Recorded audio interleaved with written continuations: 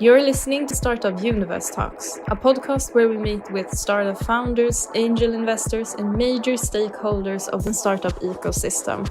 They let us in on the do's and don'ts of running a startup, their career story, and the process of succeeding as well as failing.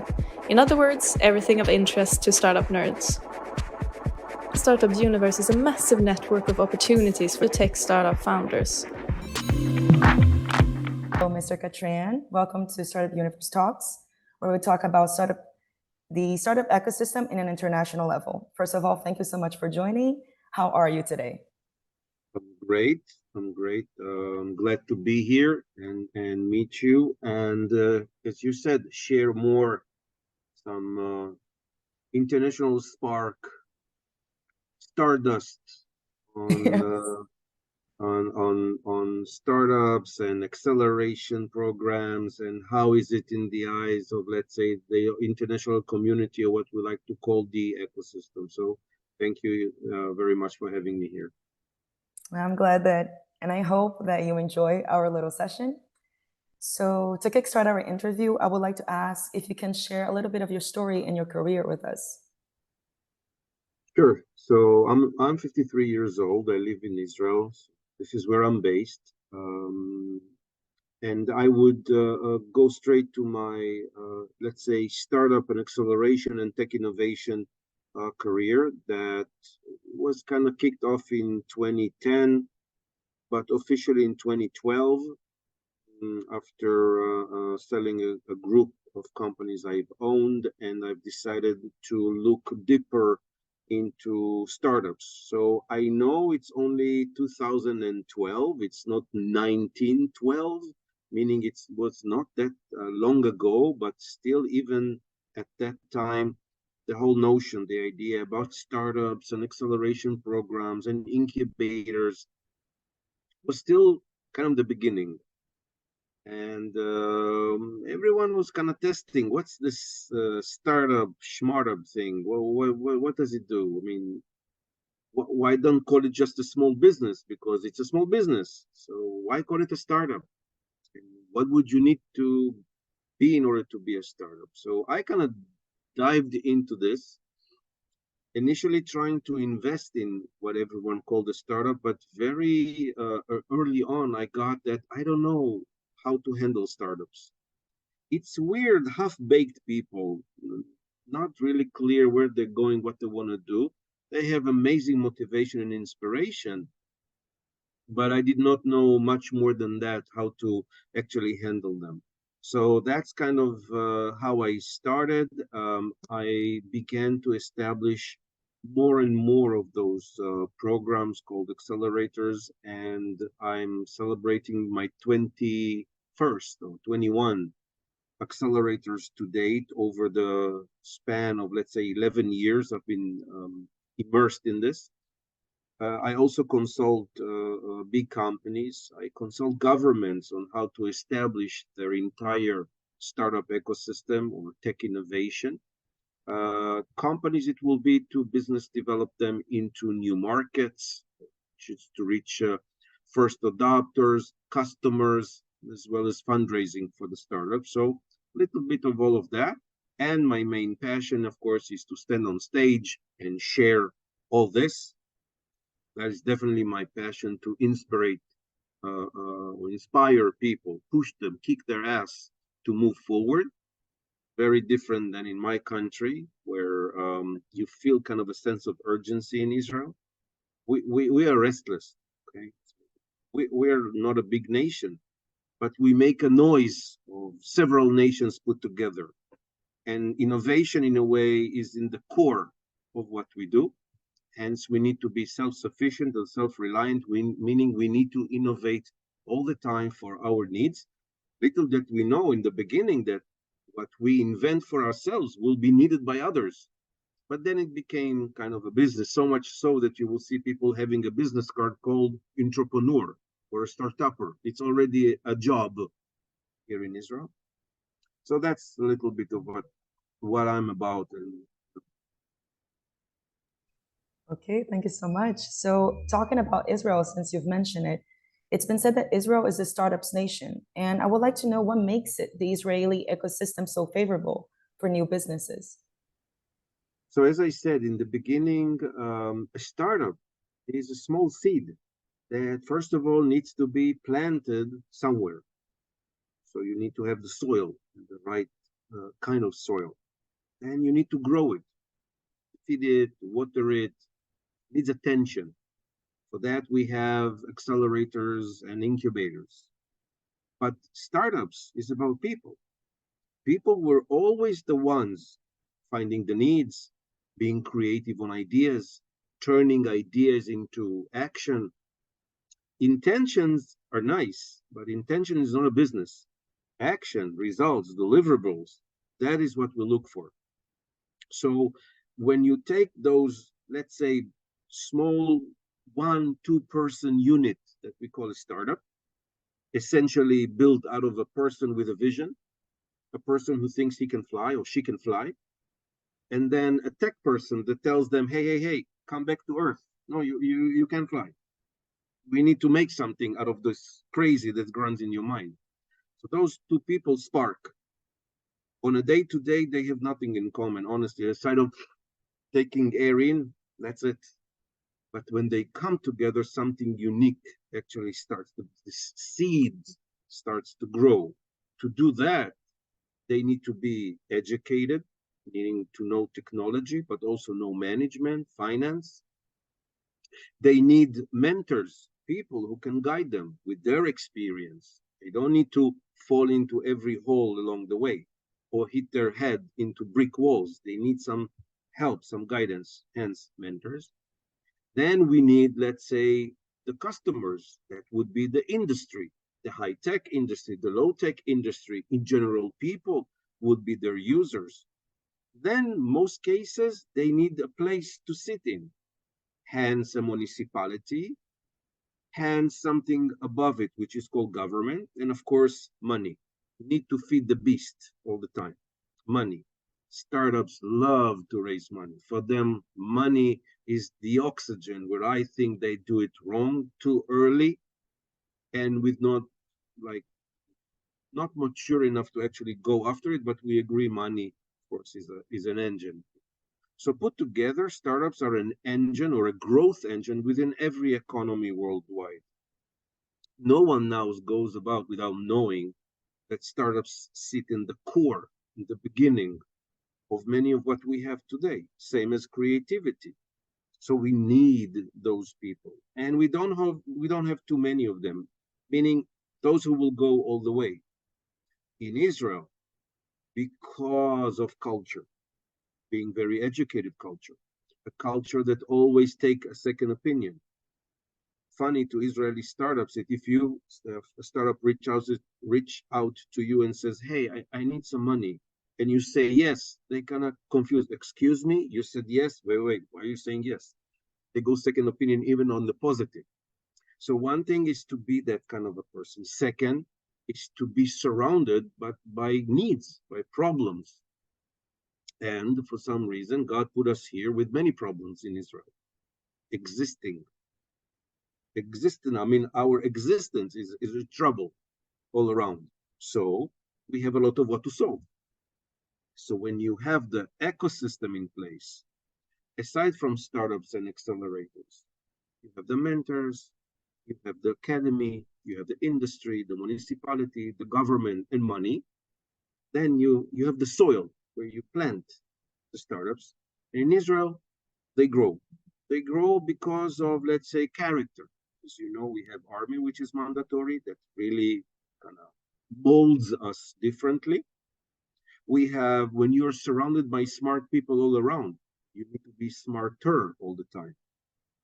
When you have 6, 7, 8,000 startups competing with you, you need better be unique, and you better be fast, and you need to be concentrated. So I think all this put together makes us very unique. And just to tell is that it's not that we were named a startup nation. We just decided that we are, and everyone said, great, we agree, why not? And we had a book, by the way, written 14, 15 years ago. It will be obsolete today. So all that put together, Israel is the startup country of the world, or startup nation of the world. That's a great point when you say like you define yourselves that way. And I think that's really important when you have that confidence in what you can offer. But continuing with this direction, with your work as an acceleration program leader and everything, do you tend to favor Israeli business, or what's your take on Israeli diaspora? So just to clear again, we are Israelis by nationality. We're Jewish by religion. Some mix that up, okay? That's to begin. Second of all, we are very small in numbers. I mean, the entire Jewish population of the world is 16.5 million. That's smaller than Mumbai. So when you understand this, then comes the question, so how do you make so much noise? And for us, existence is about making noise. You know, when you're alone and you're afraid a burglar comes in, you start to make noise because you think he will run away. Same as we do noise. And we stick together, we glue ourselves, okay? We grow in small communities. We're very family oriented. Family cell is very strong in Israel, managed by the mothers. That's the core, that's the power of who we are. I wouldn't say that I favor more. I would say that it's kind of more easy to connect to people because startups are people. Before there are technology, there are people. It's easier, first of all, to connect with people of your same culture, your same language. Okay, that is number one.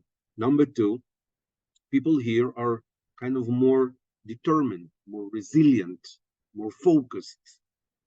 We share the same problems, okay? I mean, startuppers all over the world, kind of same breed of people. Here, maybe taken more to the extreme of doing things. We have a way of finding a need and then go under radar and immerse, come up again when we have technology ready, very quick. The technology side is very strong here, but with a lot of motivation, a lot of push because of competition all around. So I would not say that I'm all for, but again, I see and I mentor many programs and many startups worldwide. I see the difference. I see the maturity difference. Okay, I see the focus, the I feel sometimes that I can actually break startups overseas by talking. Israelis, they go, okay, I got you. Okay, next. Because again, in my ecosystem, I would assume there are much more like me. Abroad, I'm different. This is where I like to be more the last years. Of course, cultural background is very important for connections. So I completely understand. And to continue, I would like to know also, before entering the startup acceleration and angel investing industry, you founded the Optimum Group, which you sold to start your new ventures. How did that experience mold you into who you are today and what you do today? I don't get this question often, but let's see how well I handle it. So, first to say that had to be in a different, let's say, period in my life. Okay, I was younger, of course, less experienced. I left the Navy and started managing a family-owned business that grew from 8 people to be over 100, and from one company to be 4 companies that in the end were sold as a group. I would say that a lot of lessons learned for me were about business, finance, management, but also about setting expectations and goals, understanding there needs to be a plan, there needs to be a roadmap, there needs to be milestones. Venturing from that part, which is very formulated in a way, into startup world, that is usually kind of mind-boggling, and I will explain. Startups, for some reason, feel that if they're startuppers, they have a license to be crazy. They feel that although they come from Cisco, IBM, Intel, Face, all the monsters, that everything is so organized, everything has regulations, restrictions, formatting. They go into startups, and that's their permit to go crazy and forget all that. And I would like to say now, being more experienced, that is not the way to go. So in my programs, I would say within the first month of, let's say, a 4, 5, 6 months program, every participant, they need to have a work plan in place. Yes, it's agile. Yes, it's adjustable, but needs to be a plan. And they need to follow a plan. Second, deliverables. As we said, intentions are nice. We more favor results, deliverables. Hence, there's a list of deliverables. Then would come the guidance. Be open to understand, not just the fact that, of course, you don't know everything, is that you need help. And you need help because startups, as much as they are good in developing technology, they suck when it comes to management and when it comes to business. And for this, they need assistance and help. So I took from what I've experienced myself, the good and the bad, the problems, let's say the failures and the success. And as you all know, there is a conference even about it called FailCon. And there is a spin-off for that called Fuck Up Nights. And there is a reason. But there is also a good reason that we should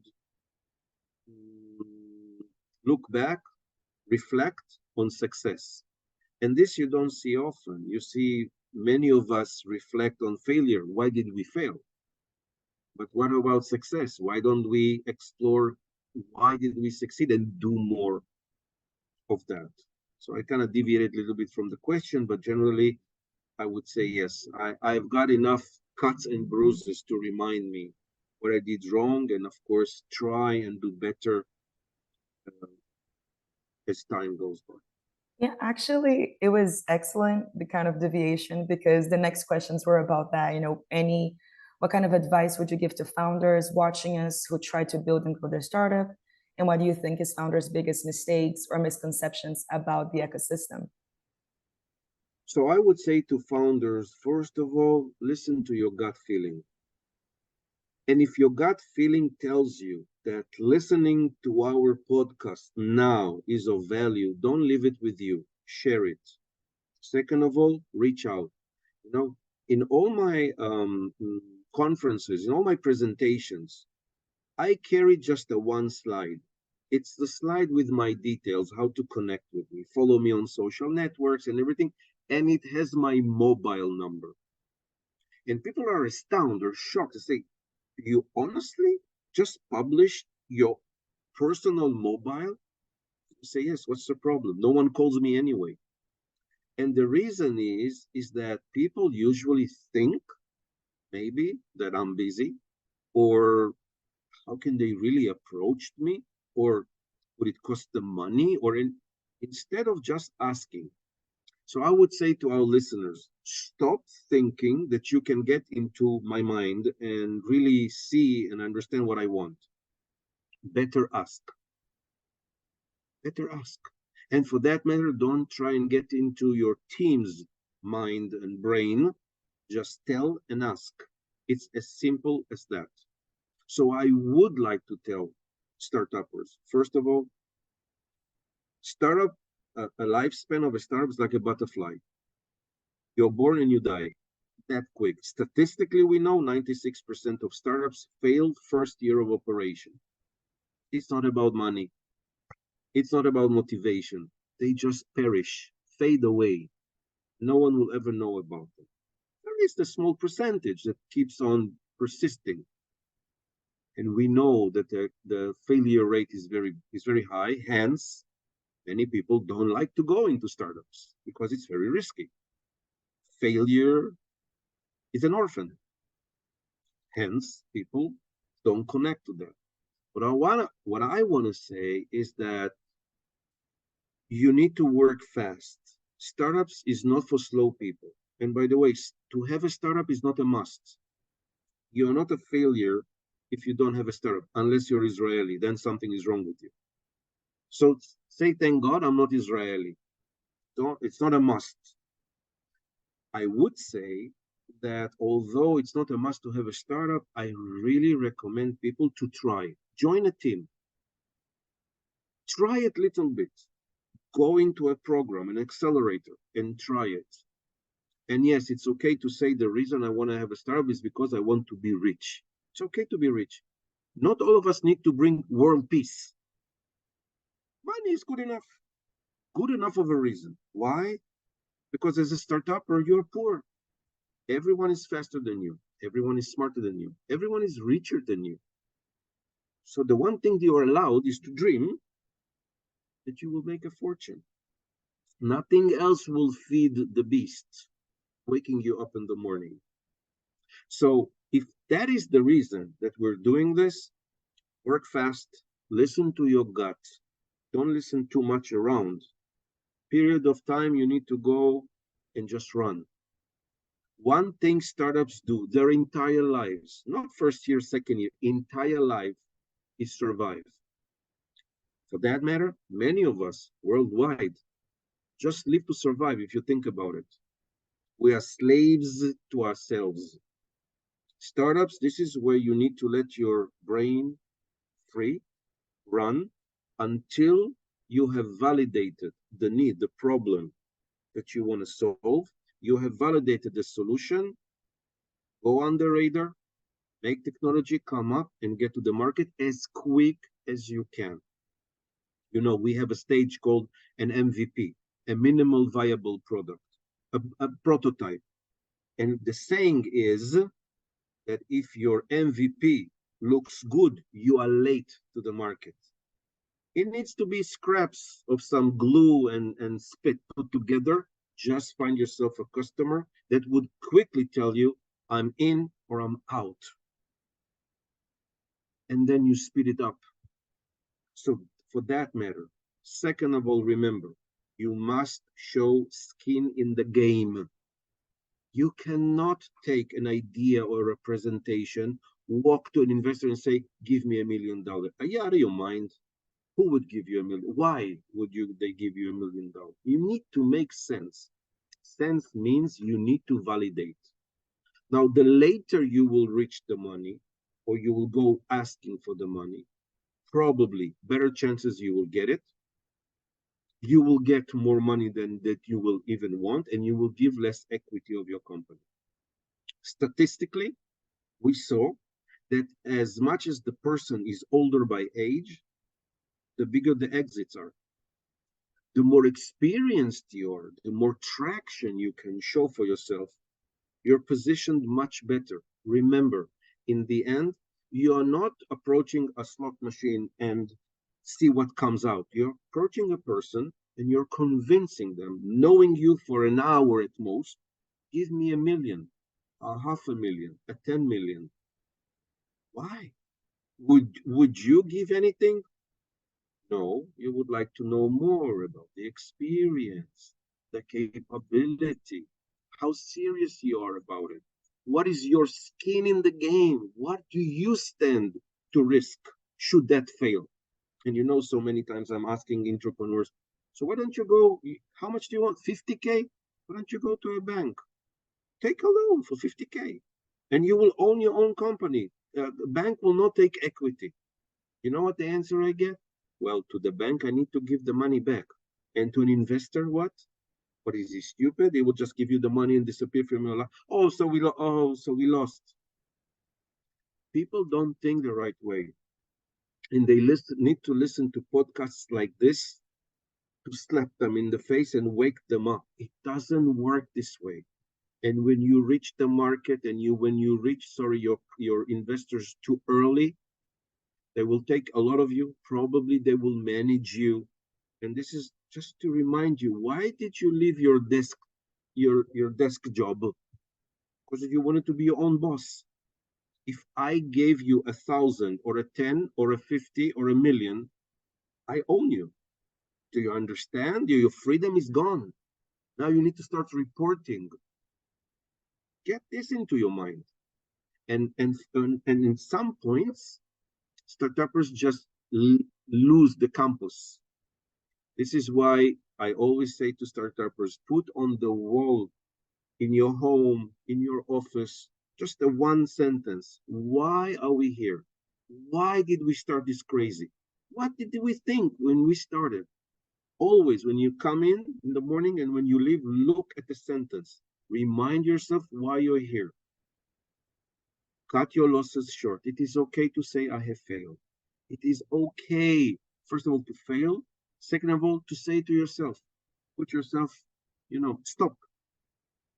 A stop time. When you say up to here, if I haven't done this, if I've not achieved it, that's it, I'm out. Start over again or go do something else and return. It's okay. Consult, talk, find good mentors, find people with experience. Don't think you know everything. Know that you don't know everything. And everything, I mean very little, just even about your startup. Yeah. These are kind of a few pointers. Yeah, those are really good advices. If I was a startup founder, I would have appreciated them. Now, a little bit more about internationalization. You're incredibly well known in the industry. You've worked in multiple countries. So I wanted to know, how did the networking usually happen for you? How did it work? So I would say one of my favorite workshops is actually how to mingle, how to connect. And let me tell you, when you go to whatever conference, an event to meet, and you look like, who would approach you? Why would people approach you? When you're not nice, when you're not friendly, when you cannot say a good word about your team, about the person next to you, no one will connect with you. If you cannot hug, if you cannot come close, if you don't have the basic social skills, you're out of the game. Out of the game meaning that it doesn't mean that you will perish and disappear. It's just someone else will take the money that you wanted to take. It's as simple as that. If you don't know to be appreciative, if you don't know how to really be nice, be kind, socialize, mingle, it has a meaning. And luckily, it can be taught. You don't need to know it. You need to practice it. You need to prepare. You don't wake up and say, hey, I need to be in San Francisco next week, and that's it. First of all, it's never for free. You need to spend a ton of money. That means if you will not take it seriously, who will take it seriously? You need to prepare. There is a lot of pre-work that needs to be done. Why do you need to schedule a meeting landing in San Francisco? Why can't you go 3 weeks before on Zoom and have a talk and then just meet to shake a hand or to sign the document? Why wait? There's never enough time. Who should know what you are? What people need to guess? Is there a bulb over a sign over your head saying who you are? No. So you need to tell. Don't like to guess. I will say on the contrary. People like to be told what to do and not given an option. You need to understand that this is a managed event. When you want to commercialize outside of your country, first of all, you need to know where you want to go. Learn the market. Learn what you set expectations at the right place. Come ready, come prepared. Dress well, look well, speak well. It's a lot about exercise. And when people hear that, they go, it's too much work, maybe. So why are we here again? So you want my money under I want money for marketing. Do you know how to market? You don't know what? Can you do the basic mingling when you say I will market? So this element needs to be taught. I would not say it is unique to one country, because again, it's about people. In every country, you will find different people, different qualities, different expertise. This is why, again, when you sit in a cohort in an accelerator and you get to see different people, then you can, as we say, also barter, meaning I will help you with this, help me with that. But it needs to start with you understanding that you lack something, that you want to complete what is lacking, and then do it in way of sharing. I always say, companies compete, startups unite. And you unite for the simple reason when you are low on resources and the only thing that you can do is barter. Bartering is about being nice. Why otherwise I will help you? It's as simple as that. That's actually, I think it's something that we need to take for life. It literally just takes being nice and being open. And for our last question, I guess what I wanted to ask, it's a very unserious question. You always seem to be doing so much. So I was wondering, what do you do in your free time if you have any? So I will be very frank with you. I have more free time than you can imagine. It's like I have always free time and I fill it a little bit with some activities. So first of all, I went through a major change in my life, and I lost 25 kilograms starting from January of 2020, and enlisted to a gym. It was COVID time, so I had to wait, and I started at home. So the whole workout thing is something that I'm very much involved in. I'm a Navy guy, so I like to sail. So I sail a yacht, and that is quite nice. I mean, different environment. And those who want to see more, of course, you're welcome to visit my Instagram and see my kind of little bit about my lifestyle. I'm inspired. People ask me, how are you getting so, how do you recharge yourself? I mean, I talk for a living, okay? But aside from that, it takes a lot of energy being nice all the time and smiley and huggy and take selfies with everyone that wants. First of all, you learn that there are much harder jobs in the world, okay? I don't carry bricks. I use this, and it's here for a reason. Second, I like to inspire people. I find that my best charging is done on stage, is to speak to people, is to share with them experience and knowledge in a very simple and practical way. I mean, after you listen to my lectures, you don't need anything more. You take little bits and pieces, you adjust them to yourself, and you just practice them. What I know from experience is doing that at the beginning by yourself is super, super difficult, which is why, by the way, I don't train by myself. I need someone to motivate me. I don't build startups. I invest in startups.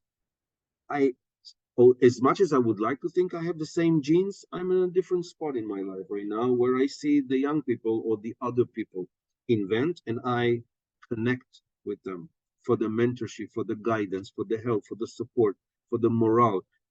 This is why you need to have almost always have a partner that will pick you up from the floor when you're down and you will do the same for him. So my time is really spread between traveling the globe and sharing my fortune of being able to speak well and to share also emotions, not just reflections, not just actions, to explain to people maybe better about themselves.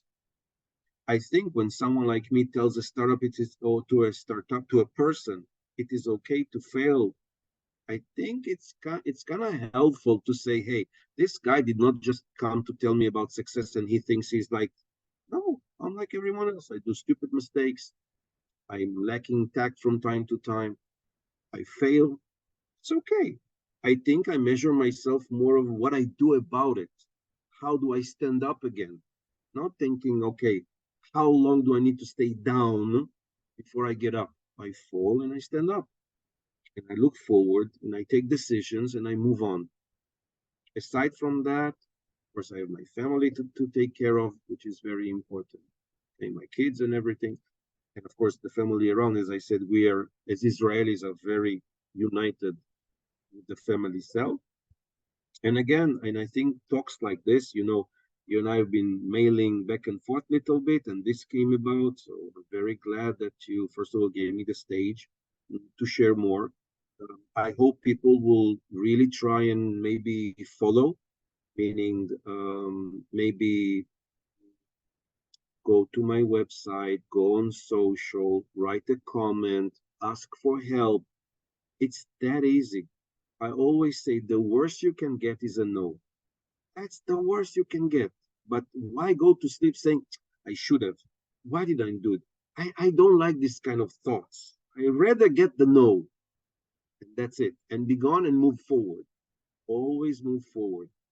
You know, people who run, I don't know if you ever made a marathon or Ironman or something like that, but you know, you start running, after a few kilometers, the brain starts talking to the body, asking, what are we doing here? Why are we suffering? I sweat, my legs hurts, my butt. Why? What's the prize? Are we going to win $1 million? No, there's no prize at the end. Well, we'll get a photo. Why finish? So you say, you know what? So let's run a little bit slower. And then in the little bit slower, let's walk faster. And then let's walk slow. And then we stop. And once you're stopped, that's it. You're done. You will never go back to running. I say reduce, but always move forward.